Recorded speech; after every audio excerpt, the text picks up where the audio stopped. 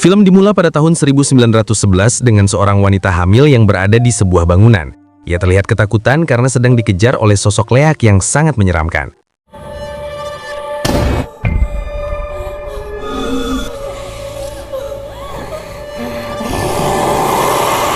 Sosok itu mirip seperti wanita tua. Waktu hampir menunjukkan pukul 3 pagi. Nahas, sosok tersebut berhasil menyerang sang wanita hamil. Sosok itu mengambil janinnya. Kemudian ia memakannya sehingga sosok tersebut seketika berubah menjadi manusia dan muda kembali.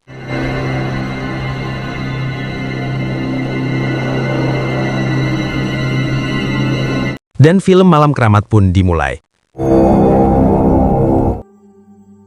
Film beralih dan berfokus kepada pasangan suami istri yang bernama Arya dan juga Dini. Terlihat pada saat itu, Dini tengah hamil besar dan sebentar lagi ia akan melahirkan. Dini merupakan seorang sales properti. Ia bekerja untuk menjual rumah-rumah milik perusahaannya. Saat itu, Dini mendapatkan seorang klien yang hendak membeli rumah. Dini senang akan hal itu karena jika rumah itu laku, maka ia akan mendapatkan komisi atau bonus. Dini menceritakan hal itu kepada Arya, suaminya. Ia rasa hal ini adalah rezeki untuk bayi di dalam kandungannya dan juga untuk persiapan melahirkannya. Nggak mau melayani, jadi Bu Bos minta aku yang ngurus. Tumben Marta, nolak rezeki. Ya, doakan aja ini rezeki baby kita. Sementara Arya tetap mendukung istrinya untuk mendampingi klien itu agar rumahnya tepat laku. Ia tetap mendoakan supaya pekerjaan ini selalu lancar. Ternyata rumah yang akan dijual itu adalah rumah seorang politikus. Pemilik rumahnya akan pindah sehingga rumah itu akan dijual. Di keesokan harinya, kita dilihatkan salah satu satpam yang berjaga di rumah tersebut memiliki rencana yang jahat. Ia bersama temannya akan berniat merampok rumah itu sebelum rumahnya akan dijual. Kebetulan, bapak dan ibu pemilik rumah itu telah pergi dari rumah dan satpam itu mengetahui jika di rumah itu memiliki banyak emas. Emas itu adalah simpanan milik bapak yang mana untuk jaga-jaga pendanaan kampanye. Emas-emas itu bisa mereka ambil sebelum rumahnya dijual. Dan kebetulan juga di rumah itu tidak ada CCTV-nya. Sebab rumah itu berisikan banyak sekali rahasia politik sehingga sengaja tidak dipasang CCTV. Sehingga mereka dapat leluasa untuk mencuri emas tersebut. Tapi harus cepat, soalnya si ibu mau jual rumah itu. Apa nggak dibawa Bu Bos lu tuh emas? Ibu nggak tahu soal emas itu. Emas buat dana darurat pas. Diam-diam seorang pemuda bernama Ranu mendengar percakapan mereka berdua. Ranu ternyata sedang terlilit hutang pinjaman online. Ia pun tak bisa membayarnya. Hutangnya pun sangat banyak karena bunganya semakin besar. Ranu memutuskan untuk mengikuti dua orang itu yang hendak mencuri di rumah politikus tersebut.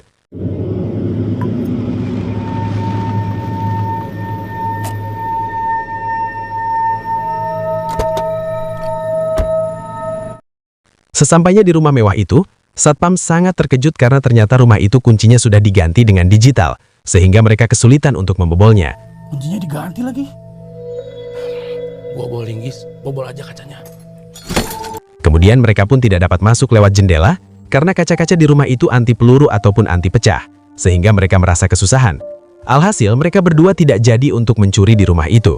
Sementara Ranu diam-diam ia bersembunyi di balik semak-semak. Ia menguping serta mengawasi perbuatan mereka berdua.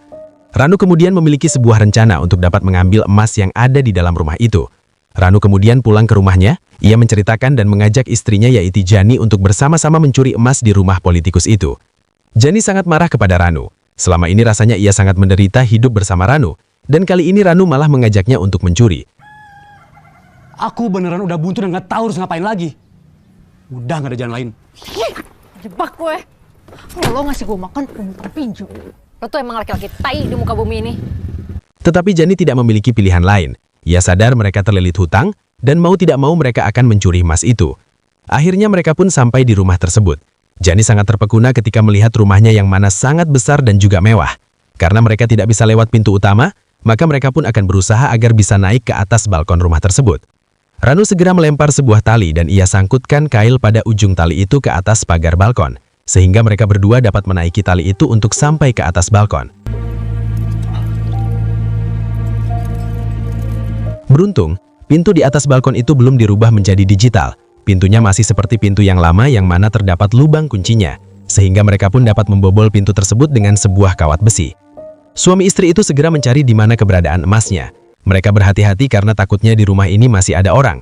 Tapi ternyata rumah ini sudah kosong, sehingga mereka dapat leluasa bergerak ke sana ke sini untuk mencari emasnya. Beberapa lama kemudian mereka berdua sangat panik ketika mendengar suara orang yang masuk ke dalam rumah ini. Ternyata orang itu adalah Dini. Dia datang karena akan menjual rumah ini.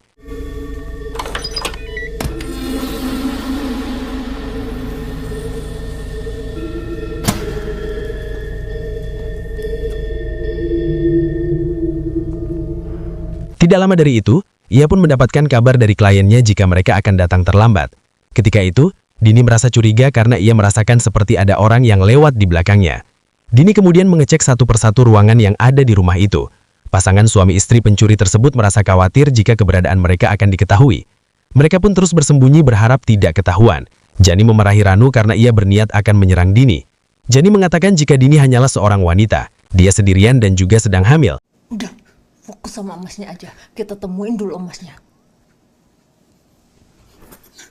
Ranu pun tidak berniat jahat, tapi jika kepepet maka mau tidak mau dia akan menyerang Dini. Ranu sangat ketakutan, bahkan ia pun sampai mengompol. Ngompol lagi lo.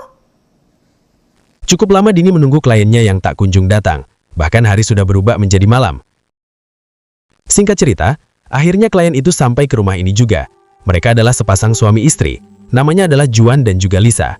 Sesampainya di rumah itu, mereka berdua minta maaf kepada Dini karena sudah terlambat.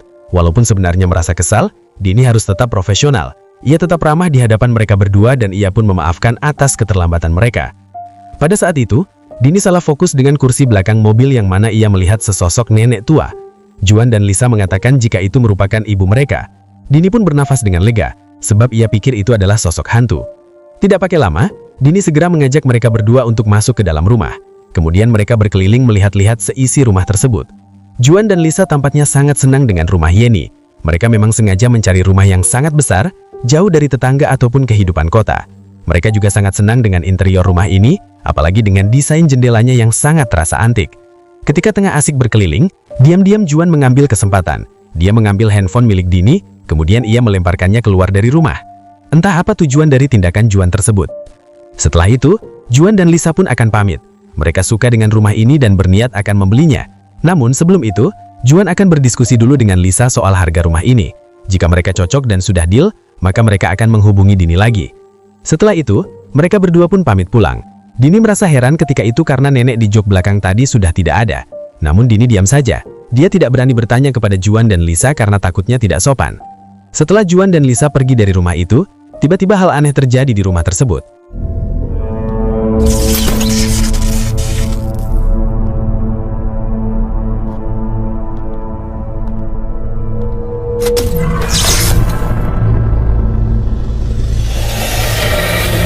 Seketika jam bergerak dengan sangat kencang dari jam 10 malam ke jam 12 malam, dan tiba-tiba rumah besar itu seketika padam. Tidak hanya itu, Dini merasa ada sesuatu yang mencoba merasukinya, namun beruntung ia masih sadar diri.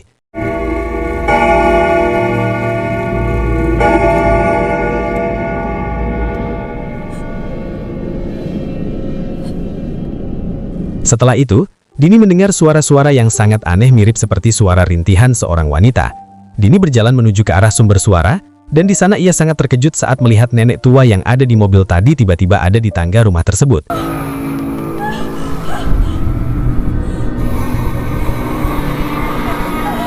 Ranu dan Jani melihat hal itu juga. Sebagai seorang perempuan, Jani memiliki sebuah naluri untuk menolong nenek itu. Namun hal tersebut dilarang oleh Ranu, nanti mereka bisa ketahuan. Lagi pula Ranu bingung kenapa nenek-nenek masih bisa hamil. Nenek-nenek butuh pertolongan. Kita ini maling di rumah ini, bukan petugas ambulan. Di sisi lain, Dini sangat terkejut tiba-tiba darah serta air ketuban keluar dari kelamin nenek itu. Tapi Dini tetap berusaha menolong nenek tersebut untuk melahirkan. Dan pada akhirnya keluarlah seorang bayi. Namun terlihat menyeramkan karena anak itu merupakan anak setan.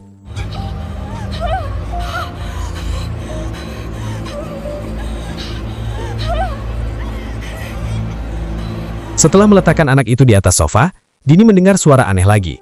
Dini memanggil nenek tua itu, tapi tiba-tiba nenek itu muncul secara mengerikan.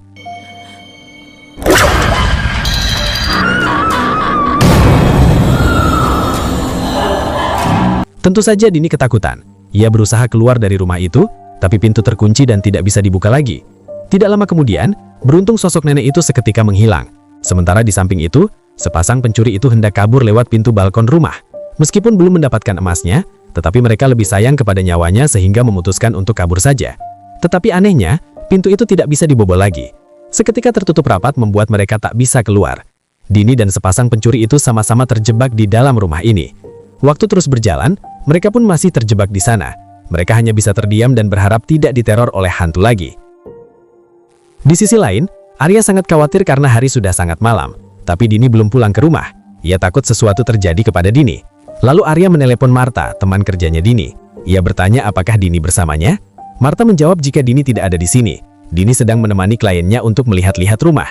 Jadi intinya Marta tidak tahu sekarang Dini ada di mana. Kamu ada info tentang dia? Tadi itu kan ada calon pembeli mau survei rumah. Di sisi lain, ternyata Juan dan Lisa itu bukanlah sepasang suami istri. Mereka adalah adik kakak. Pada adegan ini terlihat mereka berdua tengah merawat ibunya yang tengah sakit. Ibunya itu bernama Marni, dan ia hanya bisa berbaring di atas kasurnya. Ternyata keluarga ini bukanlah keluarga biasa. Mereka adalah keluarga penganut ilmu hitam, yang mana dengan tujuan untuk keabadian dan kekayaan. Harus berhasil. Mama akan terlahir kembali dan akan tumbuh seiringnya bulan purnama. Mama harus berhasil melewati 3 bagian waktu sepertiga malam ini. Dan kalau sampai Mama gagal, kita yang akan terima kutukannya, Lisa.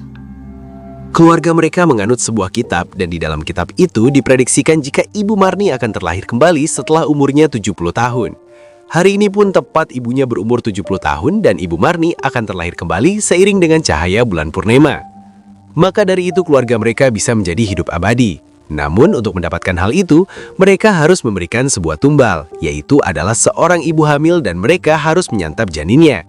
Dan ternyata mereka pun telah menargetkan Dini sebagai tumbalnya. Lalu terdapat sebuah adegan flashback di mana di kantor properti, awalnya Juan dan Lisa akan menargetkan Marta sebagai tumbalnya. Namun mereka sadar jika Marta tidak sedang hamil, dan pada saat itu, mereka berdua melihat Dini sedang lewat di belakang Marta. Mereka pun mengetahui jika Dini tengah hamil. Maka dari itu, Juan dan Lisa pura-pura ingin membeli rumah dengan dibantu oleh Dini saja. Dini harus berhasil dijadikan tumbal di malam ini. Jika tidak berhasil, maka Ibu Marni akan mati dan hal mengerikan pun akan terjadi di mana kutukan akan menimpa kepada Juan dan juga Elsa selaku keturunan dari Ibu Marni. Jadi mereka harus benar-benar memastikan jika Dini berhasil dijadikan tumbal. Juan dan Lisa dapat menyerang Dini dari kejauhan dengan cara mengirimkan sosok jelmaan mirip seperti Ibu Marni untuk menyerang Dini di rumah itu. Juan pun memberikan coklat kepada sosok ibunya yang masih kecil sekitar pada saat umur 10 tahun. Seketika sosok Ibu Marni berumur 10 tahun muncul di rumah tersebut, dan ia akan menyerang Dini. Dan anak itu pun berusaha mengambil janin milik Dini. Beruntung ia diselamatkan oleh sepasang pencuri itu. Namun ketika akan menyelamatkan Dini, mereka malah salah fokus dengan sesuatu yang bergetar di dalam lemari. Dan seketika muncul sosok Ibu Marni dalam versi yang sudah tua, dan seketika menyerang Ranu. Bahkan pada saat itu sosok tersebut mengeluarkan cairan putih tepat kepada wajah Ranu.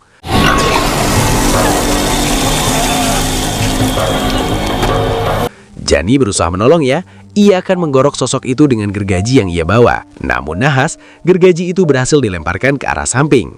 Sosok tersebut terus menyerang Ranu. Jani tak akan tinggal diam. Lalu ia pun mengambil cermin kemudian mengarahkannya kepada wajah sosok menyeramkan itu. Entah mengapa, sosok itu pun sangat terkejut ketika melihat wajahnya sendiri.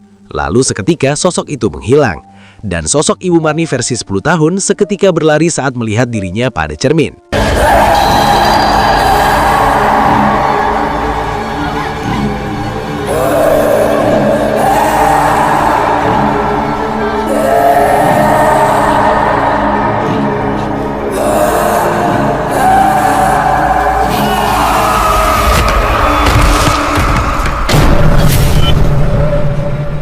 Setelah itu, Jani menghampiri Dini.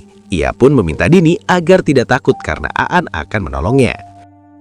Kemudian adegan memperlihatkan Arya yang datang ke rumah tersebut. Ia berniat akan menjemput Dini. Namun pada saat itu, Arya melihat rumahnya gelap gulita dan tidak ada seorang pun di sana.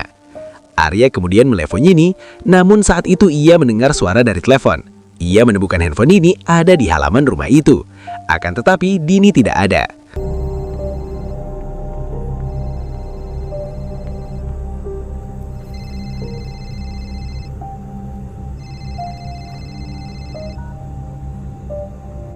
Sementara itu, Dini masih bersama dua pencuri itu. Mereka menuruni anak tangga dan berusaha keluar bersama-sama lewat pintu utama.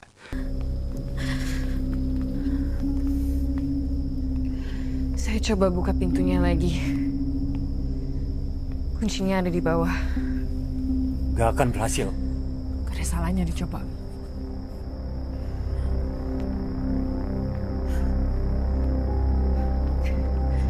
Saat itu Dini bertanya, mereka itu siapa? Mereka berdua berkata jujur apabila mereka adalah maling di rumah Dini.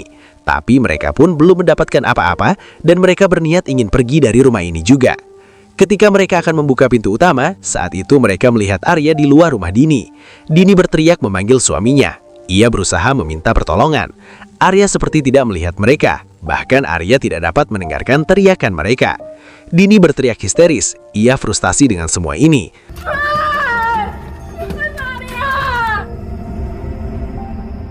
Sementara Jani, ia merasa ada yang aneh dengan rumah ini. Orang-orang di luar rumah tidak dapat melihat mereka. Ranu merasa curiga, apakah mereka berada di alam lain ataukah mereka ini sebenarnya sudah mati. Dini merasa curiga juga, terutama setelah Juan dan Lisa pergi dari rumah ini. Seketika ia langsung merasakan teror itu bermula pada saat itu. Terasa dingin dan gelap.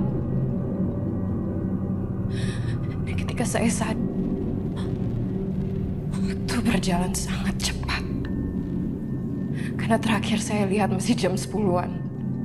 Di mana seketika waktu bergerak dengan sangat cepat dari yang semulanya jam 10, seketika berubah menjadi jam 12 malam. Mendengar itu, sontak Ranu berkata apabila mungkin sekarang mereka tengah berada di malam keramat, yaitu di antara rentang waktu jam 12 sampai jam 3 malam. Selain pada waktu ini, sebenarnya jam keramat juga dimulai setelah terbenamnya matahari atau pada saat waktu maghrib. Fase waktu dari setelah maghrib sampai jam 3 pagi.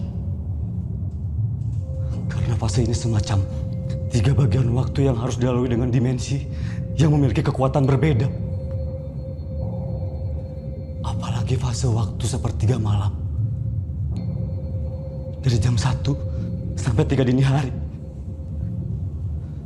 Ritual gue berasa berat. Ranu kemudian jadi teringat dengan masa lalunya. Dulu ia pernah melakukan ritual untuk menjadi kaya raya.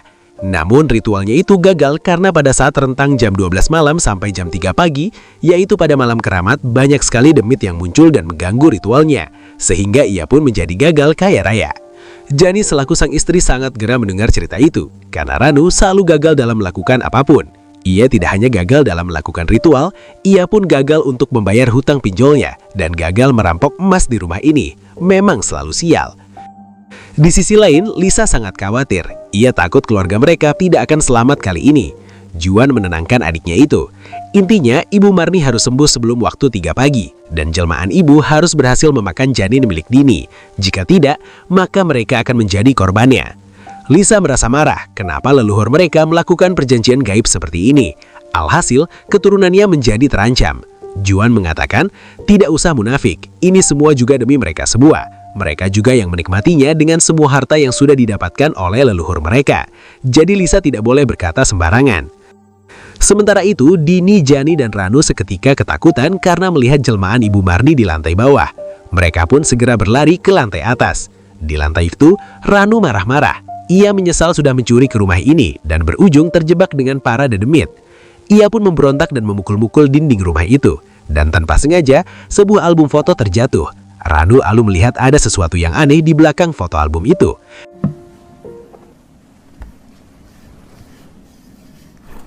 Dan ternyata tembok itu bisa dibobol. Rupa-rupanya emas-emas yang selama ini mereka cari ternyata disimpan di sana. Ranu dan Jani segera mengambilnya dan memasukkan semua emas itu ke dalam kantong mereka berdua. Jani menawari emas itu kepada Dini, namun Dini tidak mau mengambilnya. Ranu, udah Ran. Kita pikirin gimana caranya keluar dari sini. Iya. Ayo. Wah.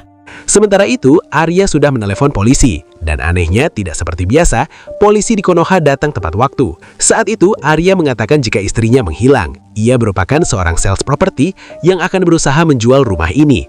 Namun sampai saat ini istrinya itu belum pulang ke rumah dan ia pun menemukan handphone serta pulpen milik istrinya ada di depan rumah ini. Arya rasa istrinya sedang terjebak di dalam rumah itu. Ia minta polisi agar melakukan penggeledahan. Namun polisi tidak bisa melakukan hal itu karena ia belum mendapatkan surat penggeledahan atas rumah ini. Jika mau, Arya datang saja ke kantor polisi, lalu membuat laporan dulu untuk menggeledah rumah tersebut. Lalu kemudian para polisi itu pun pergi. Sementara sepasang pencuri itu telah berhasil mengambil emasnya. Lalu mereka akan berusaha pergi dari rumah ini. Ranu akan berusaha mencari kunci yang sempat terjatuh tadi. Ia akan memastikan agar mereka semua keluar hidup-hidup dari tempat ini. Namun, Jani melarangnya karena itu berbahaya. Bisa-bisa Ranu meninggal diserang oleh hantu itu. Namun Ranu tetap memaksa. Ia akan pergi sendirian untuk mencari kuncinya. Ia tidak mau selalu sial bagi istrinya dan izinkan ia melakukan sesuatu yang dapat membuat istrinya bahagia. Lalu kemudian Ranu pergi sendirian. Jani merasa berat hati. Ia tidak mau Ranu mati. Walaupun Ranu menyebalkan, tetapi Jani ingin merasakan sekali hidup bahagia bersama Ranu. Namun ujungnya Ranu tetap pergi sendirian ke lantai bawah untuk mencari kuncinya.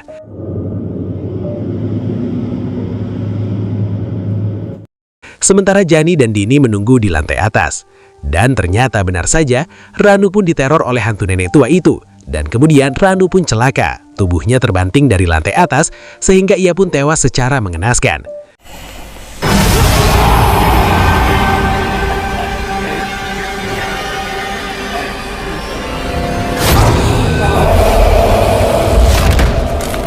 Di sisi lain, Jani dan Dini yang sedang menunggu di atas dihampiri oleh hantu Ibu Marni yang sangat mengerikan. Hantu itu pun seketika menyerang Dini karena sejak awal ia memburu bayinya. Dini dicekik saat itu sampai tubuhnya terbaring di bawah lantai. Jani berusaha menolongnya. Ia pun menggorok leher hantu itu dengan gergaji.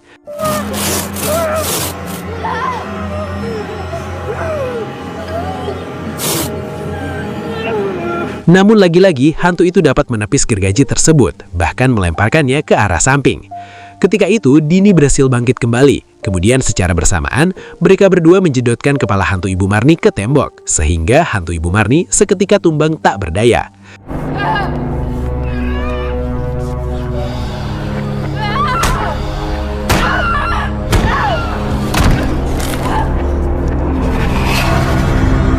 Kemudian Jani dan Dini keluar dari ruangan tersebut. Mereka berusaha mencari Ranu, suaminya Dini. Dan betapa terkejutnya, ia saat melihat sang suami ternyata sudah tewas terjatuh ke lantai bawah.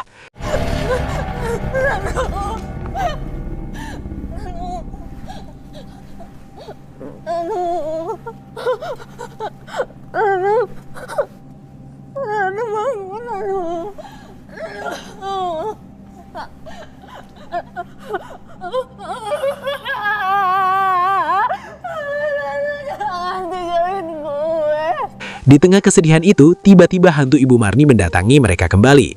Mereka segera melarikan diri. Saat itu, Jani bersembunyi di dapur. Namun pada ujungnya, ia pun malah tertangkap juga. Dan kemudian tubuhnya terbanting hingga ia pingsan. Di sisi lain, daripada pergi ke kantor polisi yang mana proses pertolongannya sangat lambat, Arya pun lebih memilih untuk berkeliling di rumah itu. Lalu ia melihat ada tali yang mengikat pada sebuah balkon. Ia pun memanjat tali itu untuk membobol pintu balkon.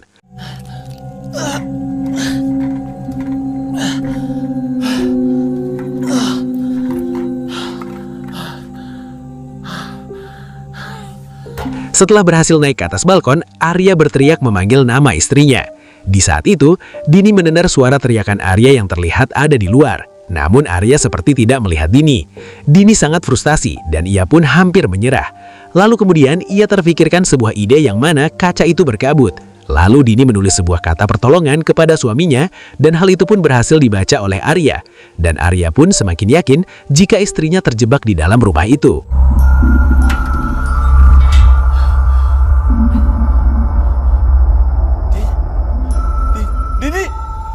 Kemudian Arya berusaha mengontrol diri, lalu ia mendengarkan suara tangisan bayi.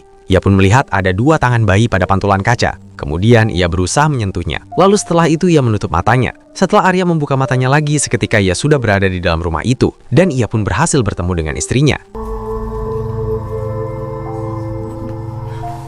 Dini mengadukan semua hal yang terjadi kepada suaminya. Ia mengatakan ada sosok hantu di rumah ini yang mana tengah memburu bayi mereka. Arya tak tinggal diam, dia akan selalu berusaha melindungi Dini. Mereka bertiga akan keluar dari rumah itu. Namun lagi-lagi langkah mereka pun dihalangi oleh hantu Ibu Marni. Saat itu Arya masih tidak percaya dengan apa yang dia lihat, sehingga ia hanya berdiri terdiam melihat hantu tersebut.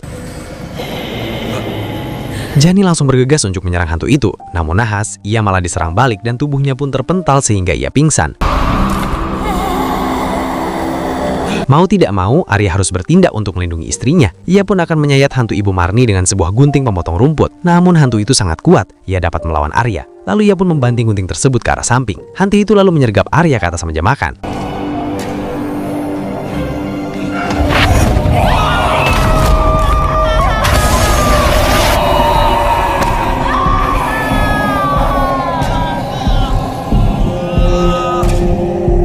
Di sisi lain, Dini sangat terkejut karena di belakangnya sudah ada hantu Ibu Marni. Kemudian hantu itu pun mendorong Dini sampai tergeletak jatuh ke lantai. Tubuh Dini kemudian diseret ke dalam sebuah ruangan.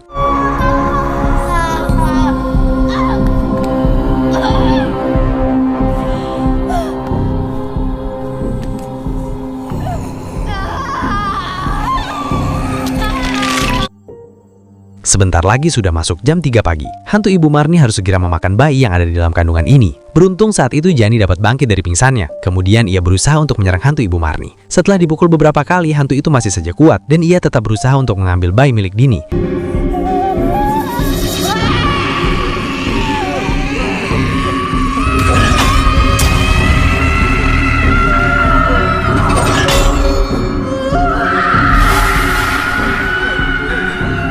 Sementara itu di rumahnya, ragil Ibu Marni pun memberontak. Hal itu membuat Juan dan Lisa seketika kewalahan. Ketika Juan sedang mengambil air di dapur, saat itu Lisa malah melakukan tindakan yang sangat tidak terduga, di mana ia memilih untuk membunuh ibunya sendiri dengan membekam wajahnya menggunakan bantal. Lisa tidak tega melihat ibunya kesakitan dan memberontak seperti ini, sehingga akhirnya Ibu Marni menghembuskan nafas terakhirnya tepat ketika pukul 3 pagi. Dan karena hingga saat ini hantu jelmaan Ibu Marni tidak berhasil memakan bayi Dini, maka para demit seketika mati dan ikut musnah.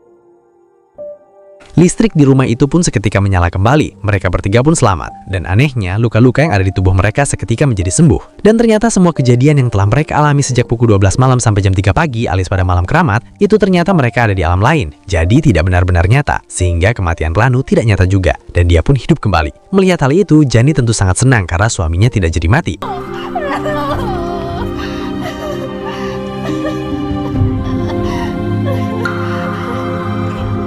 Juan sangat marah kepada Lisa karena telah melakukan tindakan bodoh, yaitu membunuh ibunya sendiri. Dan hal itu pun dapat membahayakan nyawa mereka berdua. Namun ayam sudah menjadi opor, ibu sudah meninggal, dan mereka pun tinggal menunggu waktu teror tiba. Saat itu Lisa keluar rumah, kemudian ia duduk di teras untuk sebat satu batang. Sementara ketika Juan turun dari tangga, seketika ada yang menyerangnya. Kakinya terasa sakit, dan tiba-tiba tulangnya patah dan dia pun bergelinding ke bawah tangga.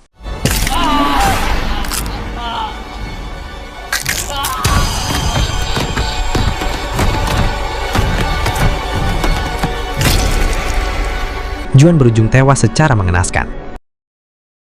Sementara itu ketika Lisa sedang merokok, ia merasakan ada sesuatu yang menarik lehernya dan tiba-tiba matanya pecah lalu mengeluarkan banyak darah. Pada ujungnya, sepasang kakak adik itu tewas pada malam itu karena tidak dapat menyelesaikan ritualnya.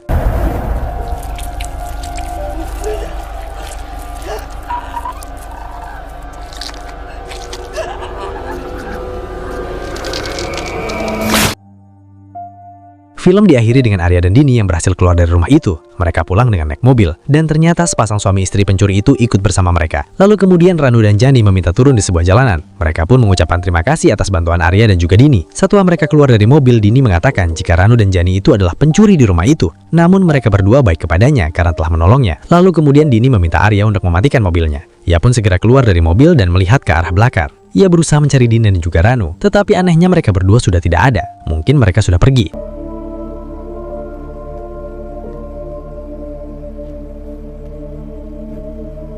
Kemudian mobil pun berjalan kembali. Saat itu Dini berencana akan berhenti bekerja sebagai sales properti dan ia akan fokus kepada kandungannya. Kemudian kamera menyorot ke arah jok belakang dan memperlihatkan kantong Jani berisikan banyak emas. Di akhir film, Dini sadar jika Jani sengaja menyimpan tas itu di belakang jok mobilnya. Dini berusaha untuk mengembalikan kantong tersebut kepada Jani. Tetapi ternyata Jani dan Ranu sudah pergi terlebih dahulu. Ternyata Jani memang sengaja meninggalkan emas itu untuk Dini. Dan film ini pun berakhir. Bagaimana? Sangat mengerikan, bukan? Saya rasa film ini sangat jelas.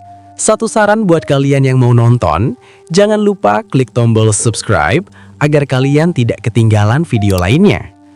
Setelah malam keramat berakhir, kamu nggak akan pernah tahu siapa atau apa yang ikut menonton di belakangmu. Selamat tidur and see you to my video.